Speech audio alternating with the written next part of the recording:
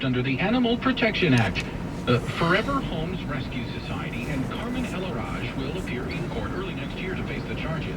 The Humane Society's Brad Nichols tells 660 News the charges are related to distress caused to a dog over 3 days. I will say that distress was regarding the neglect of an injury over a 3-day period, and the raised date is on the record, so that would have been August 31st until September 3rd. He says it's important to understand that the more animals... Moving now, or what's the deal?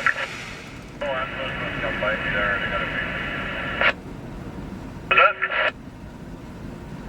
Ambulance wants to come by me there. I gotta be...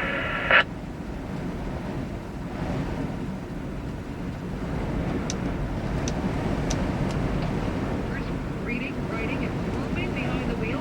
So far in 2013, there have been 665 collisions involving distracted driving.